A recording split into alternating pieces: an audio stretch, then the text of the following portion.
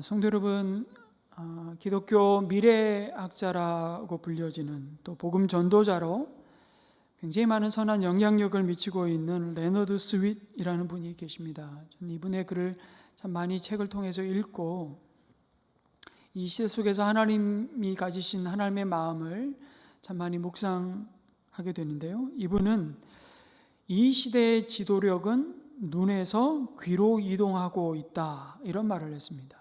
어디서 어디로 이동한다고요? 눈에서 귀로 이동한다, 이렇게 표현을 합니다. 옛날에는 리더십을 어떻게 생각했냐면 눈과 관계된 비전, 그렇게 생각했습니다. 다른 사람이 못 보는 것을 지도자 한 사람이 보고 많은 사람들이 그 방향을 보도록 명령을 내리고 그리고 자신의 생각을 주입시키는 것을 지도력이라고 생각했습니다. 그러나 이제는 리더십을 귀와 관계된 공명으로 이해하는 겁니다. 많은 사람들이 느끼는 것을 함께 느끼고 공감하고 화음을 만들어내는 것, 이것이 진정한 리더십이라고 말합니다. 그러면서 오늘날 굉장히 다양화된 사회 속에서 많은 또 사회적인 갈등과 개인의 삶의 여러 가지 문제라는 것에 한 60%는 결국 의사소통이 원활하게 이루어지지 않는 것이 원인이라고 말하면서, 그러면 왜 서로 간의 의사소통이 원활하지 않느냐? 눈은 있는데 귀가 없기 때문이라고 말합니다. 그래서 리더의 첫 번째 의무는 듣는 것이다. 보는 것은 내가 주체가 되어서 상대방을 객체로 보고 상대방을 내 구미에 맞게 변형을 시키려고 한다는 것이죠. 그러나 듣는 것은 그 대상을 주체로 보고 그 주체가 나와 화음을 이루게 하는 것이다. 그래서 듣는 지도력이라는 것은 보는 지도력보다 훨씬 더 부드러운 지도력이 될 수 있는 것이라고 말합니다. 그러면서 눈의 지도력 시도에는 찬성의 그 상대 개념을 뭐라 봤냐면 나의 의견이나 주장이나 내 판단이나 내 결정을 반대라고 봤다는 것입니다. 그래서 찬성 아니면 반대, 그래서 찬성이냐 반대냐 흑백 논리로 창조적인 대안을 찾지 않고 끊임없이 갈등하는 거죠. 그래서 원망과 불평만 쏟아낸다면 오늘 이 시대의 귀의 지도력 시대에는 그 찬성의 상대 개념을 무작정 내 의견에 반대하는 것으로 보지 않고 요구로 받아들인다는 것입니다. 그래서 반대, 누가 나의 의견에 나의 주장에 내 결정과 판단에 반대한다면 그 개념을 훨씬 이렇게 받아들이는 게 부드럽게 요구로 받아들이기 때문에 원망이 오히려 줄어들고 불평하지 않고 창조적인 대안을 더 쉽게 찾게 된다는 것입니다. 그래서 비전이라고 하는 것은 들음으로써 완성된다고 레너드 스윗은 주장합니다. 참 일리 있는 지적입니다. 미국 고등교육교에서 가장 영향력 있는 인물로 꼽는 파커 팔머라는 분이, 교사의 교사라고 불리는 이분이 똑같은 주장을 해요. 소명이라고 하는 것은 내 의지에서부터 오는 것이 아니라 듣는 데서부터 온다, 이런 주장을 했는데, 그 중요한 것은 우리가 무엇을 들을 것인가를 결정해야 한다고 말합니다. 아니, 무슨 소리를 사실 먼저 들을 것인가가 중요하다는 것이죠. 그러면서 나를 지으시고 나보다 나를 더 잘 아시는, 내 인생의 설계도를 갖고 계신 하나님의 음성을 들을 때 이 요란한 세대에서 우리는 길을 잃지 않고 내가 누구인지를 비로소 알면서 그 길을 바로 갈 수 있다고 말합니다. 오늘 읽은 말씀이 사무엘을 통해서 우리에게 그 사실을 다시 한번 확인하여 주십니다. 하나님이 어린 사무엘을 주님의 선지자로 부르시는 이 소명의 말씀인데요. 그런데 사무엘이 하나님의 사람으로 성장해가는 이 과정을 말씀하시면서 그 시대의 모습을 안타깝게도 1절에서 그때에는 주님께서 말씀을 해 주시는 일이 드물었고 환상도 자주 나타나지 않았다고 말씀하십니다. 개역개정 성경은 이 1절 말씀을 이렇게 번역했죠.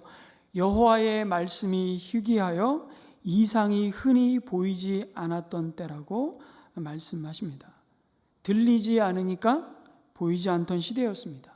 여러분, 대제사장도 있었고 사사도 있었고 실로의 성막에서는 율법이 정한 대로 예배가 꼬박꼬박 드려지고 있었습니다. 모든 것이 적어도 겉으로 보기에는 정상으로 돌아가고 있는 것 같아 보였는데 그 시대는 하나님의 말씀이 희귀한 때였다고 말합니다. 여러분, 여기 참 이 희귀하다, 하나님의 말씀이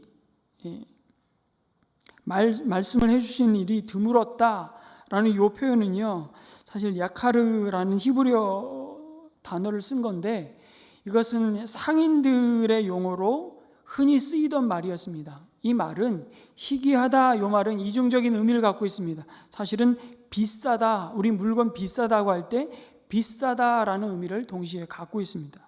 무슨 얘기냐면 이 사무엘서 저자가 이러한 상업 용어로 하나님의 말씀을 지금 희귀하다, 하나님이 말씀해 주시는 일이 드물었다 이렇게 표현하는 이유는 엘리의 시대에는 그 말씀이 상품화되었음을 암시하고 있는 의미이기도 합니다. 다시 말해서 말씀을 전하는 제사장이 목자의 마음을 가져야 하는데 자신의 사욕을 채우는 도구로 그 말씀을 이용하고 백성을 이용했다는 것이죠. 그 과정에서 하나님 말씀이 시장에서 소비되는 상품이 된 것입니다. 하나님께 드려진 제물을 중간에서 도적질한 제사장들이 하나님의 말씀도 장사 수단으로 사용하면서 자신의 사욕을 채웠을 가능성이 아주 충분하다라는 의미를 동시에 담고 있습니다. 결론적으로 제사장은 하나님을 무시했고 이스라엘 백성은 하나님의 말씀에 무지했습니다. 하나님의 말씀이 희귀해져서 자신과 이스라엘을 향한 하나님의 뜻이 무엇인지 제대로 깨닫지 못했습니다. 사람들이 하나님의 음성은 더 이상 없다고 함부로 말하는 시대였습니다. 그만큼 이스라엘 백성들의 영적인 어두움이 깊은 시대였습니다. 하나님의 말씀이 희귀하다는 것이 무엇이겠습니까? 결론적으로 하나님이 더 이상 자기 백성을 향해 말씀하시지 않고 침묵하신다는 겁니다. 왜요? 바로 그 백성의 죄악 때문이었습니다. 사실 하나님은 언제나 말씀하십니다. 하나님은 늘 자기 백성과 인격적으로 교제하기를 원하십니다. 하나님은 자기 형상을 따라 지은 그 백성과 개인적으로 대화하기 원하십니다. 그런데 문제는 무엇입니까? 하나님은 죄와 함께 하실 수 없다는 것입니다. 그래서 이사야 59장 2절이 이렇게 지적합니다. 오직 너희 죄악이 너희와 너희 하나님 사이를 갈라놓았고 너희 죄가 그의 얼굴을 가리어서 너희에게서 듣지 않으시게 함이니라. 죄가 그 백성과 하나님 사이를 갈라놓았고 하나님의 말씀을 감추어버리게 만들었습니다. 그래서 하나님의 말씀은 듣는 모든 자들이 알아듣고 깨달을 수 없는 비밀이 되고 만 것입니다. 신비가 된 것이죠.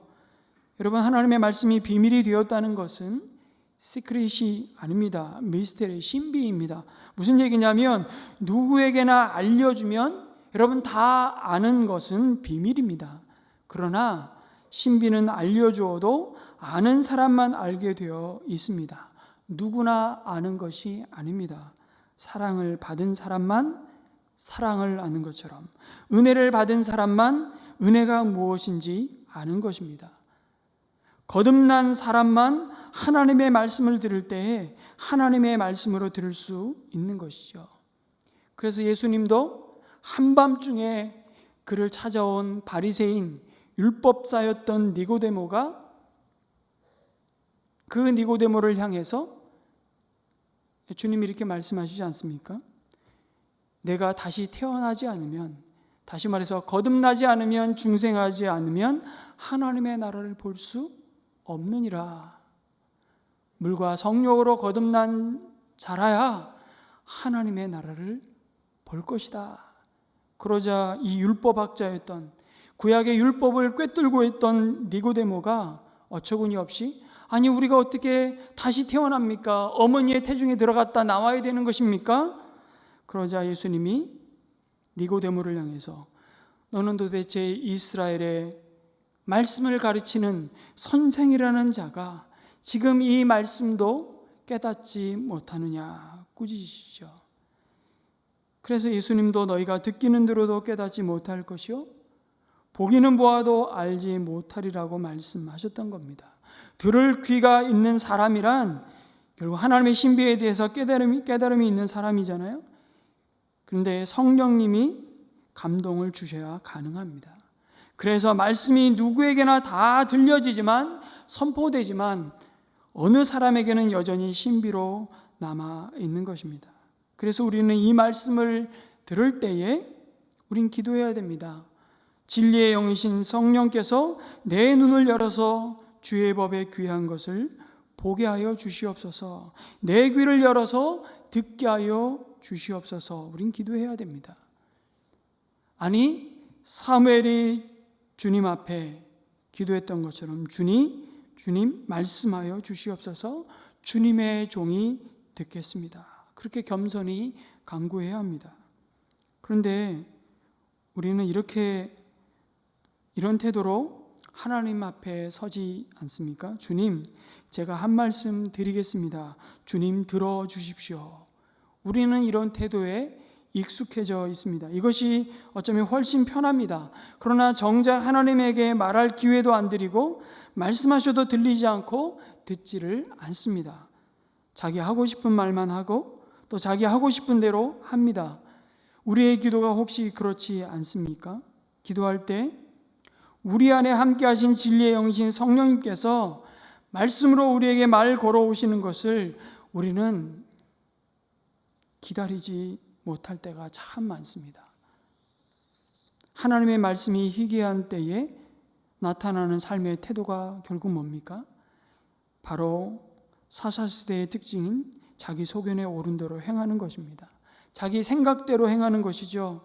그런데 그 자기 생각도 정함이 없어서 불안하고 방향을 잡지 못합니다. 그래서 말씀이 사라진 곳에 하나님의 음성을 듣지 못하는 인생에게 찾아드는 것이 바로 방황입니다. 이리저리 갈팡질팡 어디로 가야 할지 향방을 잃어버리는 것이죠. 그러다가 사람들은 다른 사람이 하는 대로 그냥 따라 살게 됩니다. 그래서 가나안 땅에 정착한 이스라엘 백성이 점점 그 땅의 족속이 우상을 섬기며 사는 모습을 그냥 따라갔던 겁니다. 유행을 따라 사는 겁니다. 그리고 자기를 만족시켜줄 우상을 찾아가고 그 우상에게 점을 봅니다. 우상에게 자기 앞날에 대해서 예언하기를 구하죠. 하나님의 말씀이 들리지 않자 그들은 우상을 바꿔가며 그 우상을 찾는 모습을 사사시대에 보게 되죠. 이러한 하나님의 말씀이 없어 혼란하고 무질서한 그 어둠의 때를 상징적으로 오늘 이렇게 표현하고 있습니다. 엘리의 눈이 이미 어두워져서 잘 볼 수가 없었다고 말합니다. 여러분, 나이가 많아서 노안으로 인한 시력 감퇴를 지금 굳이 왜 기록해 놓으셨겠습니까? 당연히 육신의 시력이 점점 희미해져 가는 것은 여러분 정상입니다. 그런데 그는 벌써 눈이 어두워졌다고 말씀하시는 이유는 그에게 더 이상 하나님의 말씀이 들리지 않고 하나님의 꿈을 볼 수 없다는 것입니다. 그러나 여러분, 희망이 사라져버린 것처럼 보이는 그때에 하나님은 여전히 일하고 계셨습니다. 여전히 말씀하셨고, 그리고 그 절망 속에 하나님의 등불, 진리의 등불을 밝힐 한 사람을 준비하고 계셨습니다. 여호와께서 사무엘을 부르셨습니다. 사무엘은 하나님의 말씀이 희귀할 때에 부르심을 받았죠. 하나님께서 이제 침묵을 깨고 말씀하시기 시작합니다. 하나님이 말씀하시기 시작했다는 것은 하나님의 은혜가 메마른 그때에 회복되고 있음을 보여주는 것입니다. 진노를 거두시는 것입니다. 이제 새로운 하나님의 은혜의 시대가 시작됨을 알리고 있는 것이죠. 하나님이 세우신 충성된 선지자 사무엘을 통해서 하나님 말씀하시기 시작했습니다. 자기 백성을 더 이상 버려두지 않겠다는 그 하나님의 의지, 이것이 하나님의 은혜입니다. 사실은 가만히 보면 사무엘이 한 게 아무것도 없어요. 사무엘이 하나님의 말씀을 듣기 위해서 뭔가 사무엘이 애쓰고 노력한 적이 별로 안 보입니다. 어떻게 보면 너무 일방적이에요. 하나님이 그냥 사무엘을 찾아오셨고, 하나님이 일방적으로 사무엘에게 말씀하셨고, 하나님은 아이 사무엘을 부르셔서 길을 잃은 백성에게 진리의 빛을 비추시기를 원하셨습니다. 그리고 말씀으로 자신을 나타내셨죠. 하나님은 그와 함께 하셔서, 오늘 말씀해 보니까 사무엘의 말이 하나도 땅에 떨어지지 않게 하셨다고 말씀합니다. 4장 1절에 그리고 결론을 이렇게 내리죠. 같이 읽습니다. 시작. 사무엘이 말을 하면 온 이스라엘이 귀를 기울여 들었다고 말씀하십니다. 그리고 오늘도 동일하게 우리를 통해서 말씀으로 하나님 당신을 나타내시기를 원하십니다. 그런데 여러분, 말씀으로 하나님을 나타내게 하시는 그런 자의 삶은 무엇보다도 먼저 자신이 말씀하시는 하나님의 음성을 듣는 삶을 사는 것입니다. 그러기 위해서 우리는 우리와 하나님 사이를 갈라놓는 우리의 죄악을 회개해야 합니다. 청산해야 합니다. 그러지 않고는 우리에게는 소망이 없습니다. 우리가 아는 죄악을 버려야 합니다. 그리고 주님께 돌아서야 합니다. 가끔 기도하는 분들이 이런 기도 종종 합니다. 하나님, 우리가 지난날 알고 지은 죄, 모르고 지은 죄를 다 용서하여 주시옵소서. 그런데 저는 그 기도를 함께 드릴 때마다 참 이상하다고 생각했습니다. 모르고 지은 죄에 대해서 하나님께서 꼬치꼬치 따져 물으실까? 알고 지은 죄를 다 회개하고 청산하는 것도 버거운데, 아는 죄만이라도 정직하게 대면하고 하나님께 죄의 용서함을 받아도 그 인생은 복된 인생인데, 가만히 보면 그 기도는 내가 지은 죄에 대해서 한 두루뭉실 그냥 인사치레로 형식적으로 잘못했다고 말하고, 여전히 우리의 삶의 구체적인 그 말이 내 삶의 변화를 가져오지 않는, 말씀이 되지 않는 상태, 그냥 무책임하게 머물러 있는, 그렇게 그냥 삶을 또 오늘도 연장해 가고 있는 기도이지 않을까, 그런 생각을 해보게 됩니다. 성도 여러분, 영적인 타락이 있을 때 하나님은 말씀하시지 않습니다. 그 상태에서는 그분의 음성을 들을 수가 없습니다. 그때에는 하나님의 말씀이 감추어져 있습니다. 바로 이러한 이스라엘의 죄악의 모습이 엘리와 그 아들들의 삶 가운데 고스란히 아주 농축되어 있음을 보여주십니다. 여러분, 엘리 집의 죄악은 이렇게 말씀하시죠. 제물로나 예물로나 영원히 속죄함을 받지 못하리라고 말씀하십니다. 굉장히 충격적인 말씀이에요. 하나님은 심판을 돌이키지 않겠다고 말씀하십니다.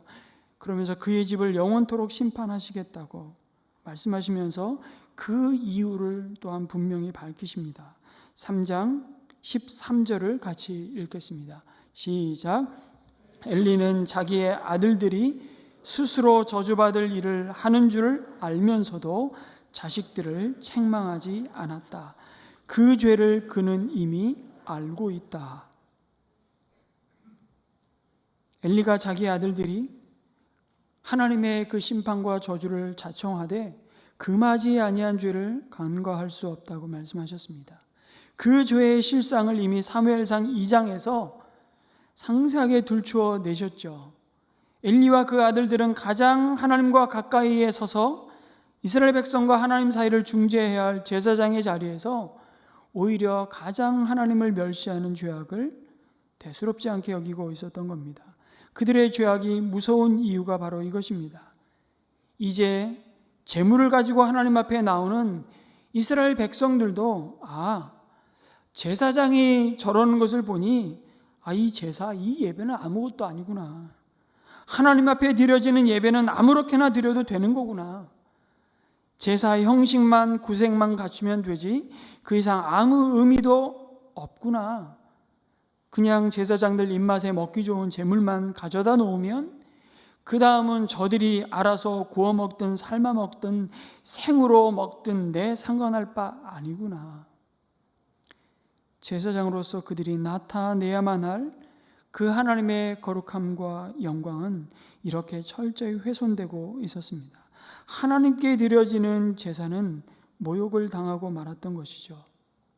가장 무서운 죄악이 바로 이것입니다. 하나님 앞에 드리는 예배를 훼손하고 방해하는 죄악인 것입니다.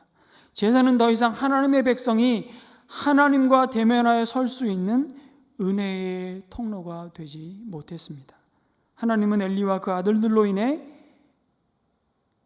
막혀버린 은혜의 그 숨통을, 그 생명의 숨통을 이제 끝내시겠다고 사무엘에게 말씀하십니다. 뿐만 아니라 홈리와 비느하스는 하나님께 구별하여 드린 제물을 사유화했습니다. 그리고 성막에서 일하는 여인들과 동침하며 성소를 더럽히죠. 여러분, 이 모습은요, 이방 우상 신전들에서 벌어지는 그 매춘의 장면을 그대로 따라하는 예배의 타락이었습니다. 그 예배의 타락은 하늘로부터 내려오는 은혜의 문을 닫아버리게 만듭니다. 그것이 바로 저주요 심판인 것입니다. 유진 피터슨 목사님이 이렇게 하나님을 무시했던 엘리의 두 아들의 모습에 대해서 이렇게 말했습니다. 그들의 마음속에서 가장 싫은 존재는 바로 하나님이었다. 너무 아이러니하지 않습니까? 그들의 마음속에서 가장 싫은 존재는 바로 하나님이었다. 그러면서 거룩한 장소인 성소는 그들이 항상 가지고 있고 항상 가지려 할 거룩하지 않은 욕망들을 감출 수 있는 아주 편리한 덮개를 제공한다고 묘사했습니다. 여러분, 오늘 우리는 이 예배 시간 하늘로부터 부으실 그 은혜를 누리고 있습니까? 이 예배 시간 말씀하시는 하나님의 음성을 듣고자 하는 사모함이 있습니까? 하나님과 우리 사이 막힌 담을 허무시는 그 주님의 보혈의 피를 의지하고 하나님께 믿음으로 나아가고 계십니까? 우리가 드리는 예배를 훼손하는 혹시 우리의 태도는 없습니까? 우리가 하나님께 드리는 예배에 얼마나 우리의 마음을 기울여 영과 진리로 예배하고 있습니까?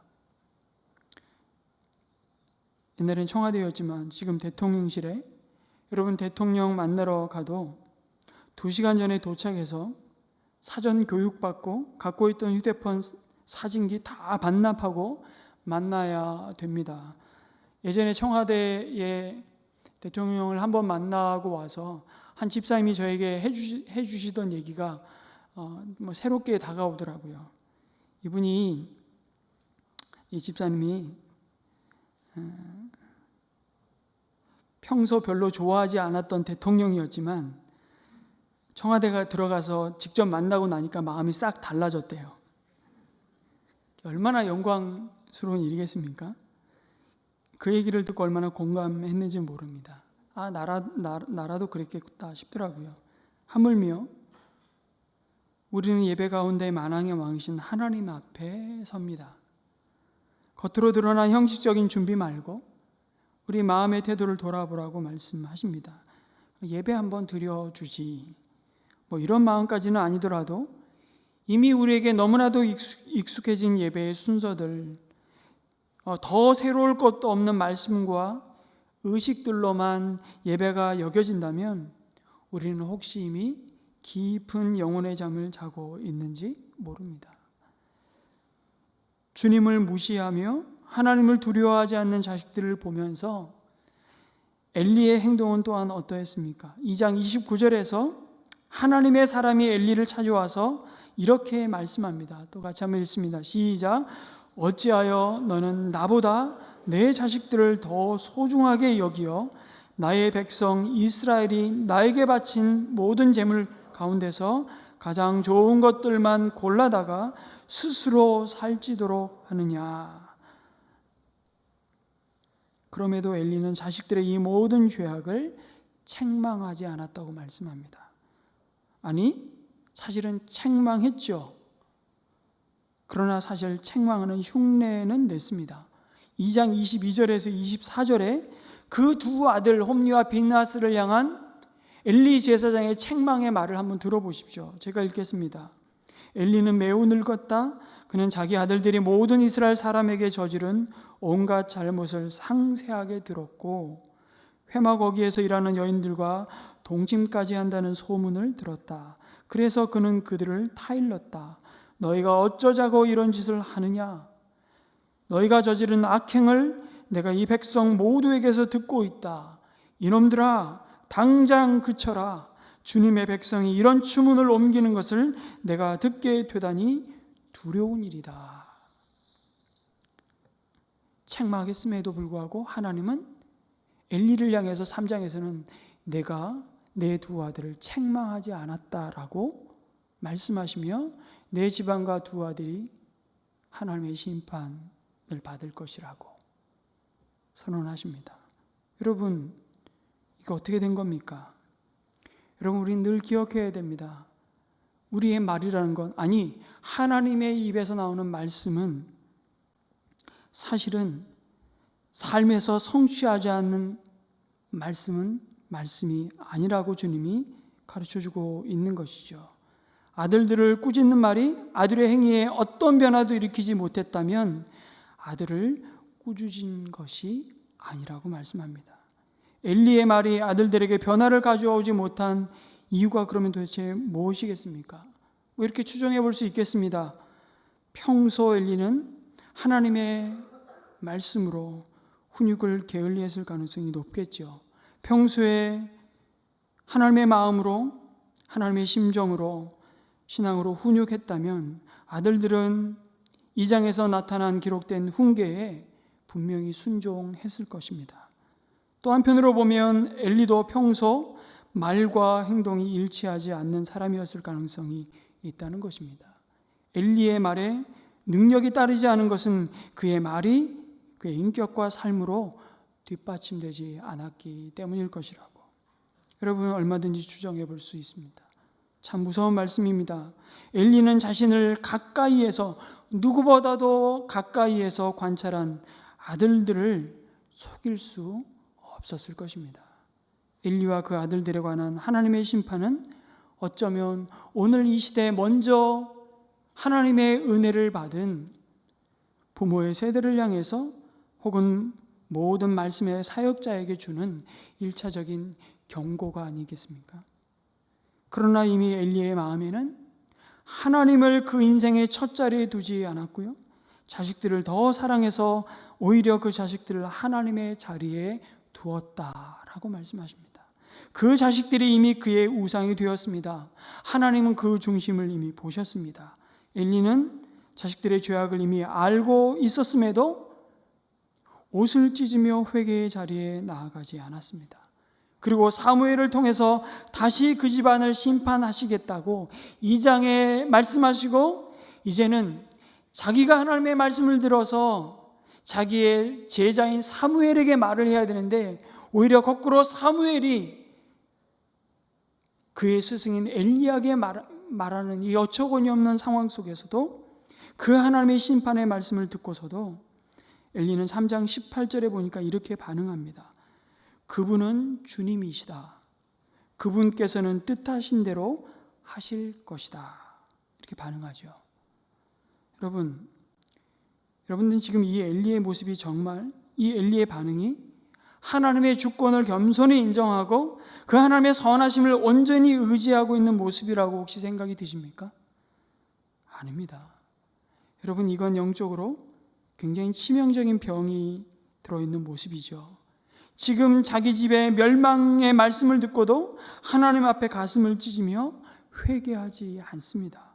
하나님의 뜻대로 되기를 바란다며 그냥 무덤덤하게 아주 가볍게 말을 하고 있습니다.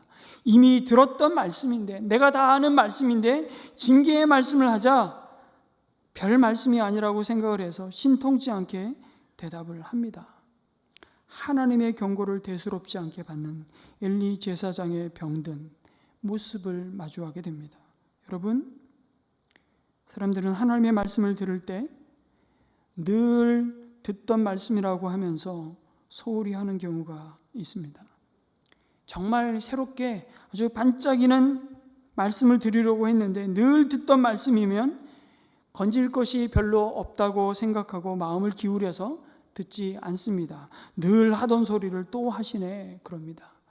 그러나 하나님의 말씀은 늘 듣던 말씀이라고 해서 덜 중요한 것이 아닙니다. 하나님이 같은 말씀을 하시는 이유는 어쩌면 죄가 해결되지 않고 남아있기 때문일 수 있습니다. 하나님은 그 익숙한 죄가 청산될 때까지 같은 말씀을 수없이 반복해서 또 반복해서 하실 겁니다. 왜냐하면 그 문제가 해결되지 않으면 하나님의 은혜가 임할 수가 없기 때문이죠. 그리고 하나님 우리를 사랑하시기 때문에 거듭 말씀하실 겁니다. 또한 가만히 보면 여러분, 이 엘리 제사장의 문제가 뭡니까? 영적인 무기력함이었습니다. 여러분, 영적인 무기력함과 무능력은 잘 구분하셔야 됩니다. 다른 겁니다. 하나님께서는요, 그의 백성의 무능함에 대해서는 책망하시는 분이 아니십니다. 하나님의 백성 가운데는 무능력한 자들이 있죠. 그러나 하나님은 능력이 있거나 능력이 없거나 하나님은 동일한 마음으로 똑같은 깊이로 그 백성을 사랑하십니다. 그러나 하나님이 눈살을 찌푸리게 만드는 무기력함은 뭐냐면 내가 무엇을 할 줄 모른다는 그 무능력함이 아니라 하나님과 주님의 나라를 위해서 도대체가 아무것도 하기 싫어하는 영적인 실증과 권태감으로 가득한 병든 마음의 상태입니다. 이게 바로 영적 무기력함이죠. 하나님께서는 그 엘리의 무능함에 대해서 책망하시는 것이 아닙니다. 심판하시는 것이 아닙니다. 오히려 하나님께서는 지금 엘리에게 분노하신 것은 뭐냐면 그 무능함 때문이 아니라 그의 무기력함 때문이었습니다. 여러분, 자식이 크면 클수록 내 마음대로 됩니까? 사무엘도 그것을 경험합니다.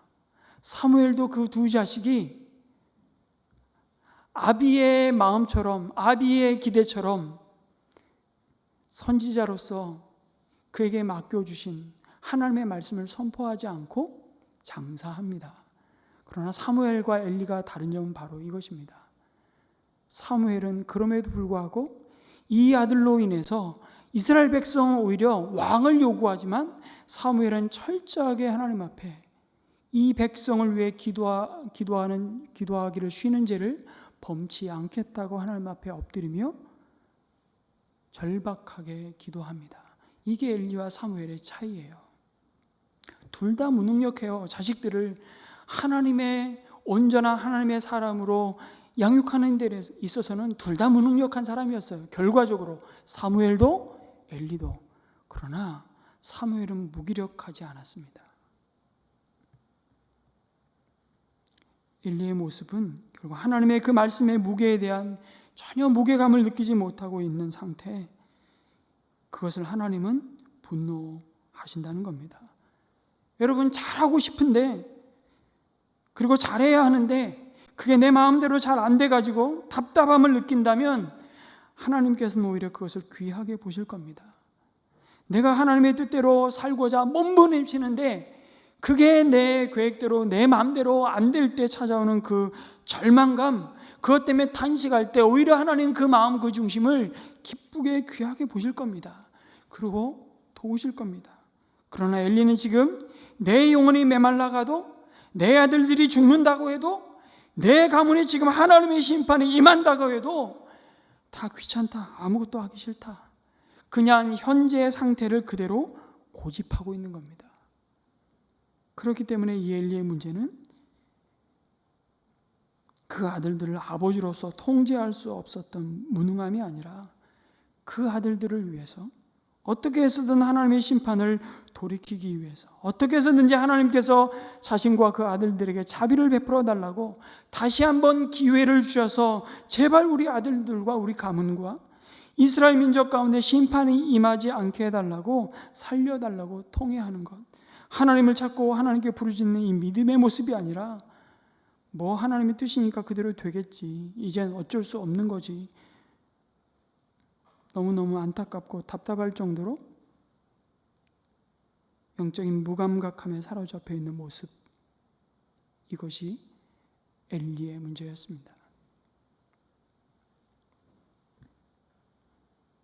그래서 그는 자식들이 그리고 그 백성들이 어떻게 되든지 상관하지 않겠다는 겁니다. 그냥 자기 자리만 끝까지 지키면 된다는 식의 그 무기력함이 바로 그의 심각한 영적인 질병이었고, 그 무기력함은 영적인 무감각을 낳았습니다. 더 이상 백성의 죄악과 아들을 향한 통곡이 없었습니다. 사랑하는 여러분, 저는 이 시간에 저와 여러분 중에도 혹시 정말 이 엘리처럼 이 영적인 무기력증이라는 병에 걸려서 하나님의 그 거듭되는 권면과 위로와 여러 번의 경고가 있음에도 불구하고 그냥 하나님은 선하시고 주권자이시니 뭐 하나님이 원하시는 대로 하실 겁니다, 그런 말로 우리의 그 영적인 무기력함을 합리화시키면서 현재 그 병든 신앙생활에 안주하고 있지는 않은지 우리 자신을 한번 진지하게 돌아보라고 말씀하십니다. 여러분, 하나님은 심판하시겠다고 작정하시죠. 그러나 여러분, 잘 이스라엘의 역사를 통해서 우리에게 주신 교훈을 보십시오. 그럼에도 불구하고 하나님 앞에 자신의 죄를 말씀의 거울에 비추어 돌아보며 통회하며 자복하는 자에게 하나님은 그 심판을 거두시고 그 뜻을 언제나 돌이키셨던 하나님이십니다. 하나님은 그런 기계적인 하나님이 아니세요. 언제나 인격적으로 우리에게 말씀하시고 반응하시는 하나님이십니다. 어쩌면 엘리에게 사무엘을 통해서 두 번째, 아니 이게 두 번째가 아니었을 겁니다, 거듭거듭 보여주시고 말씀하시는 것은 지금이라도 늦지 않았으니 돌이켜라, 여전히 기다리시는 하나님의 최후의 통첩인지도 모르겠습니다. 엘리의 모습을 통해서 우리가 신앙생활하면서 그래서 가장 경계해야 될 적이 바로 내 마음이 나도 모르는 사이에 굳어지는 이 영적인 무감각이라는 사실을 꼭 기억하셨으면 좋겠습니다. 여러분, 코로나가 너무 장기화되면서 나도 뭔지 모르게 요즘에 하나님을 향한 갈망과 열정이 정말 좀처럼 생기지 않고 자꾸만 그냥 편안한 신앙생활에 안주하면서 영적으로 무기력해지는 것 같다면, 이상하게 더 이상 아무것도 하기 싫은 영적인 권태감이 나에게도 생기는 것 같다라고 느껴지신다면 그것은 이미 깊은 영적인 매너리즘에 빠진 상태입니다. 혹시 나는 하나님이 아닌 내 자신이나 다른 무엇이 내 인생의 첫 자리에 두고 있는 것은 아닌지를 진지하게 다시 한번 점검해 보라고 주님이 말씀하십니다.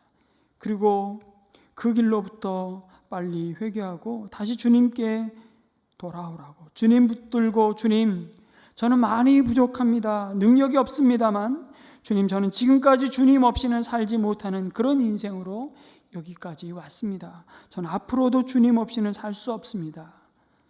주님을 다시 우리 인생의 첫 자리에 두는 그 열정과 헌신을 회복하라고 말씀하십니다.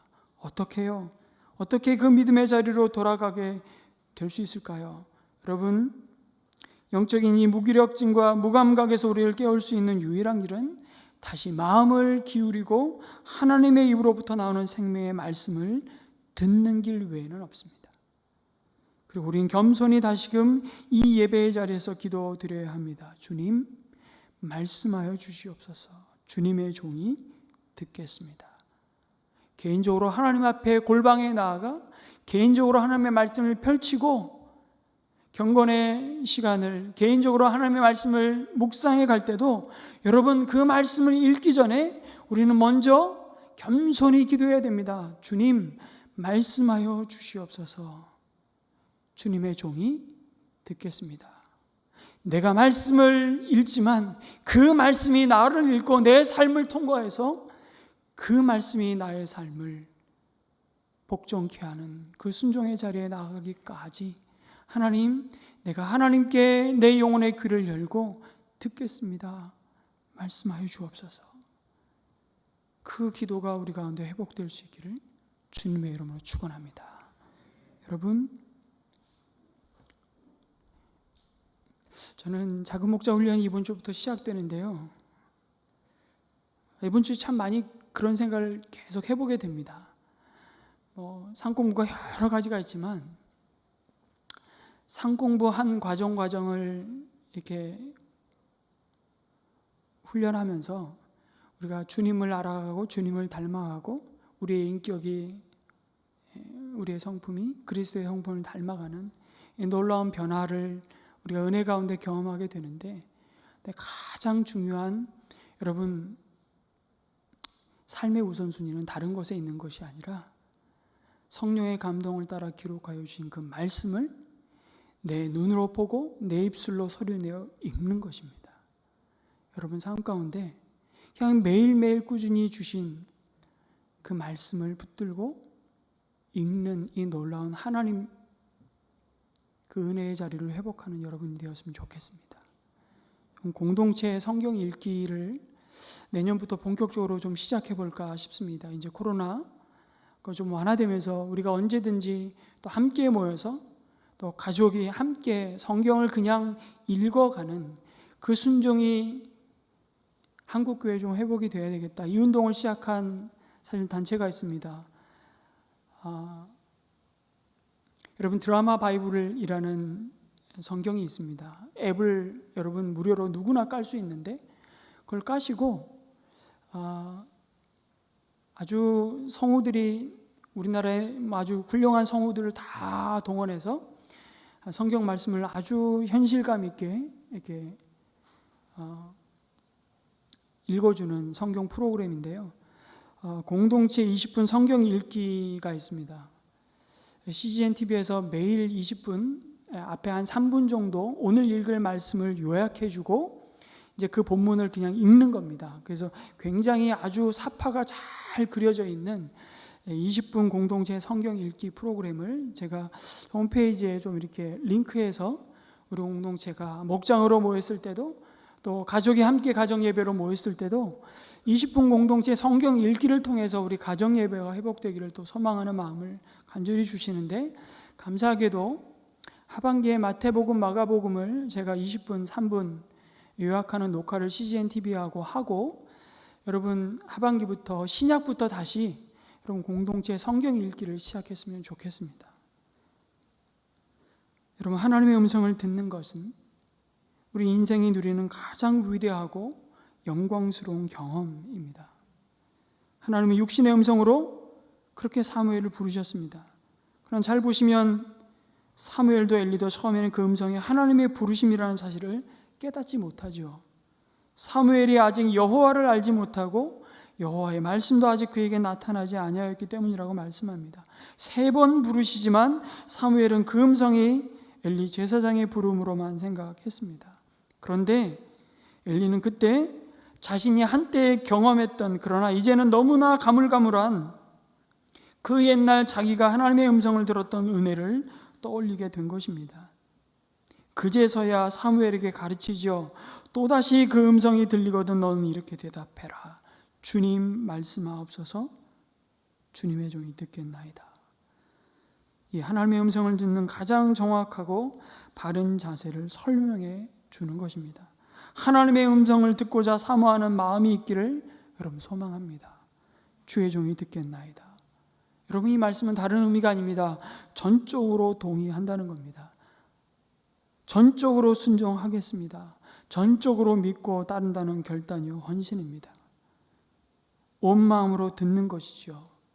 여러분, 솔로몬이 하나님을 향한 그 마음이 전심일 때, 그 전심의 마음이 반심이 되고 무심이 되어지는 그 상황까지 가기 전에 하나님을 향한 그 마음이 전심일 때 솔로몬이 지혜를 구하는 기도가 왜 하나님의 마음을 기쁘게 할 할 수 있었습니까? 그 지혜가 위즈덤이 아니고 그 지혜는 곧 듣는 마음이기 때문입니다. Hearing mind. 하나님의 음성을 듣는 마음을 구한 것이 모든 것을 하나님의 뜻대로 순종하겠다는 바로 기도였기 때문입니다. 여러분, 이 세상에 수많은 헛한 소리를 듣지 않기 위해서 여러분, 우리는 한 소리를 들어야 합니다. 어떤 소리요? 한 소리. 한 맺힌 소리 말고요. 그 한 소리를 잔소리로 듣는 것이 아니라 오직 하나님의 입에서 나오는 생명의 소리, 그 한 소리를 오늘도 일용할 양식으로 우리가 들을 때 우리는 삽니다. 어쩌면 오늘 이 시대의 문제는요, 하나님의 음성보다 전문가 집단의 진단에 온 귀를 기울이면서 스스로 속고 있는지도 모른다는 생각을 해봅니다.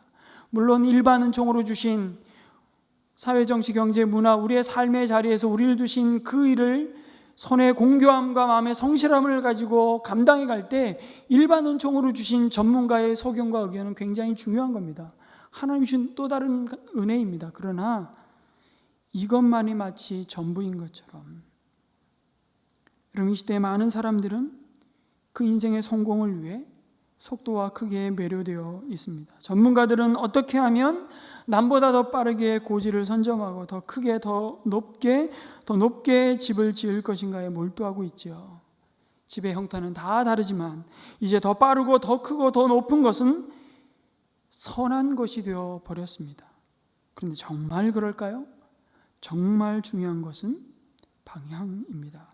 그리고 그 방향이 가리키는 목적이죠. 그 좌표가 하나님이 가리키는 곳이 아니라면 여러분, 더 빠르고 더 큰 것은 그 무너짐이 더 비참할 것이라고 말씀합니다. 잃어버린 방향과 목적을 다시 찾기 위해서 가장 필요한 것은 바로 다시 하나님의 입으로부터 나오는 말씀, 그 하나님의 음성을 듣는 것입니다. 요한복음 10장 27절은 이렇게 말씀합니다. 같이 읽겠습니다. 시작. 내 양은 내 음성을 듣느니라. 나는 그들을 알며 그들은 나를 따르느니라. 다시 한번 읽습니다. 시작. 내 양은 내 음성을 듣느니라. 나는 그들을 알며 그들은 나를 따르느니라. 아멘. 여러분, 하나님의 음성 듣는 것에 관심을 가지시기 바랍니다. 하나님은 지금도 이 순간에도 이 예배를 통해서도 말씀하기를 원하시는 분입니다. 그래서 가장 불행한 사람이 누구인지 아십니까? 교회 나와서 하나님의 말씀을 듣지 못하는 사람입니다. 가장 복된 사람이 누구일까요? 이 예배 가운데 계속해서 하나님의 음성을 듣는 사람입니다. 우리가 올려드렸던 그 찬양 속에서 기도하면서 주일의 은혜의 나눔 가운데 하나님의 말씀이 선포되는 이 설교 가운데 계속해서 하나님의 음성을 들으며 감사하며 치유받는 사람이 가장 복된 사람입니다. 하나님의 음성을 어떻게 도대체 듣는가? 어렵지 않습니다. 기도를 통해서, 때로는 사람을 통해, 사건을 통해, 우리를 둘러싼 이 환경을 통해, 또 놀랍게는 꿈과 환상을 통해서, 그리고 가장 확실하게 기록된 하나님의 말씀인 성경을 통해서 우리의 마음을 향해 하나님은 지금도 말씀하십니다. 듣고자 하는 기도, 그 거룩한 열망이 있을 때 우리는 하나님의 음성을 듣게 될 것입니다. 사랑하는 성도 여러분, 하나님은 오늘도 말씀으로 하나님을, 아니 우리의 온 삶으로 하나님을 알고 하나님을 나타낼 자를 오늘도 찾고 계십니다. 바로 그 사람이 이 예배의 자리에서 하나님의 음성을 듣고자 사모하며 갈망하는 저와 여러분이라고 말씀하십니다. 모든 상황 속에서 하나님은 우리에게 말씀하십니다. 당신이 누구인지를 말이죠. 그리고 그분을 경험하여 알게 하십니다. 그리고 그분을 알게 하는 가장 영광스러운 자리로 우리를 초대하십니다. 이번 한 주간도 그 기대를 가지고 달려가는 저와 여러분이 되시기를 주님의 이름으로 축복합니다. 아멘.